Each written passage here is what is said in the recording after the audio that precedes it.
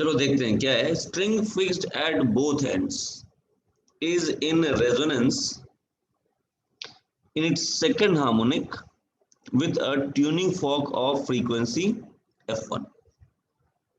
तो रेजोनेंस में है इसका मतलब क्या समझते हो तुम लोग, ये बताओ।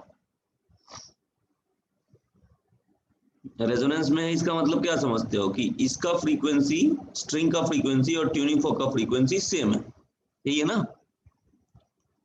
और दोनों एंड पे फिक्स्ड है, सेकंड हार्मोनिक है। सेकंड हार्मोनिक मतलब ऐसा कुछ सीन है ना। तो फ्रीक्वेंसी जो है इसकी, frequency is equal to 2 × V/2L। L इसका लेंथ है, मानते हो? बोलो। हाँ सर। है ना। अब बोला गया कि एक एंड को फ्री कर दिया गया। रेजोनेंस का मतलब समझ गए कि रेजोनेंस का मतलब हो गया कि इसका फ्रीक्वेंसी और ट्यूनिंग फॉर्क का फ्रीक्वेंसी सेम है। अब जो है ट्यूनिंग फॉर्क का फ्रीक्वेंसी, इसका एक एंड को फ्री कर दिया गया है ना, और ट्यूनिंग फॉर्क का फ्रीक्वेंसी धीरे धीरे बढ़ा रहा है, ठीक है, फ्रॉम f1। तो एक रेजोनेंस फिर से मिलता है, again a resonance is obtained when the frequency is f2। इस केस में स्ट्रिंग जो है nth हार्मोनिक में वाइब्रेट कर रहा है, ठीक है। कोई परेशानी इसमें, बोलो। नहीं सर। चलो तो अब इसको देखते हैं और स्टेटमेंट बनाने की कोशिश करते हैं। तो अगर एक एंड फ्री हो गया, अगर एक एंड फ्री हो गया, उस केस में ऐसा कुछ होता है हमारे पास, बीच में ढेर सारे होते हैं और एक आधा होता है ना, आधा लूप होता है, ठीक है। ये वाला फ्री एंड है मेरा, है ना। बोलो। तो इस केस में जो फ्रीक्वेंसी होगी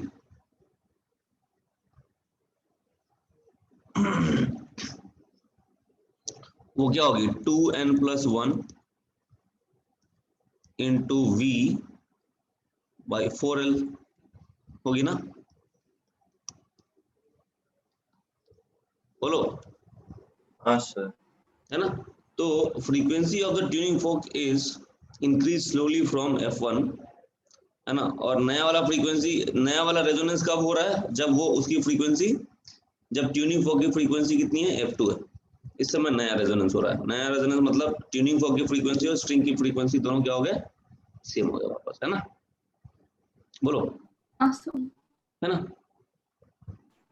अच्छा, और स्ट्रिंग वाइब्रेट्स इन इट्स, उस समय nth हार्मोनिक में वाइब्रेट कर रहा है वो।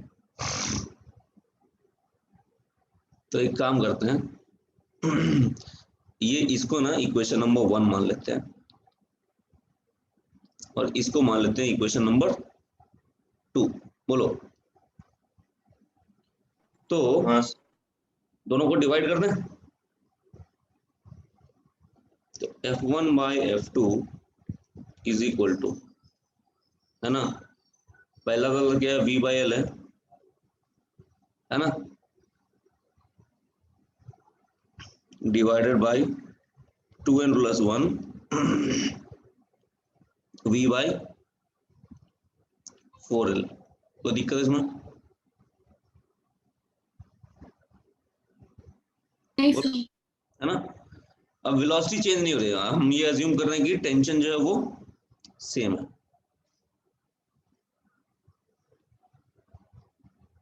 तो f1/f2 क्या मिल रहा है, 4/2n+1। कोई दिक्कत इसमें, बोलो। तो इससे हमें जो रिलेशन मिल रही है वो मिल रही है f2 is equal to 2n+1, ठीक है,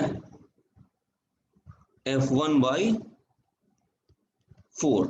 अब n की पॉसिबल वैल्यूज क्या क्या है जरा बताओ तो। n कैन बी क्या, 0 हो सकता है, बोलो, 1 हो सकता है, 2 हो हाँ सकता है, sir. And so on.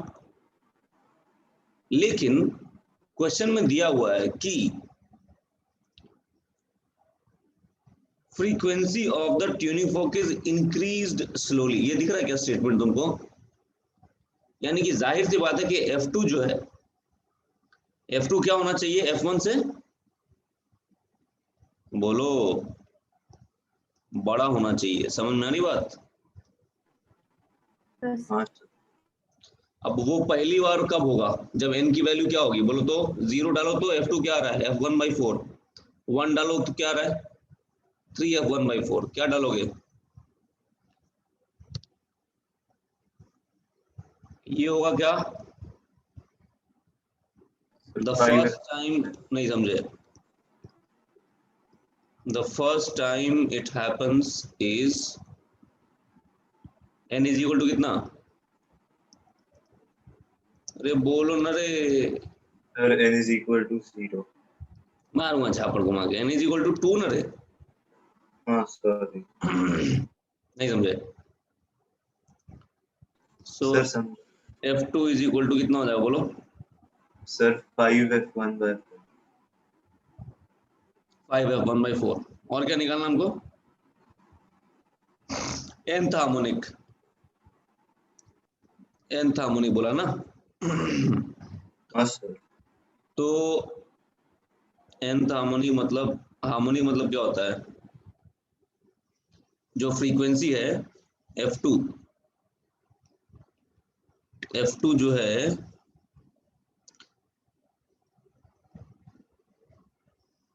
F2 की वैल्यू है 5/4 इंटू F1 की वैल्यू क्या थी बताओ, V/L, बोलो,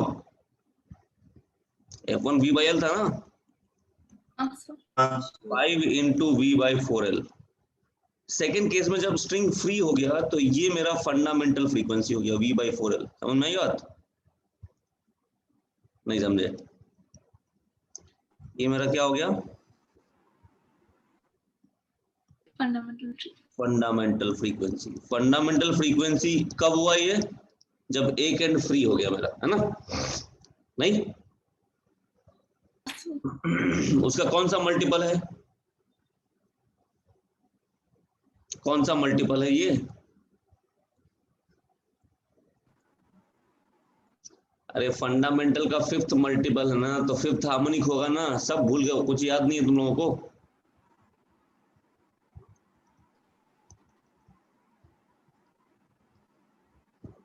क्यों, याद है स्वरूप जी आपको, क्या सर? याद है कौन सा मल्टीपल है ये, कौन सा हार्मोनिक है, हाँ सर। तो ऑप्शन सही क्या होगा, n इज इक्वल टू 5 और F2 is equal to 5/4 F1, simple.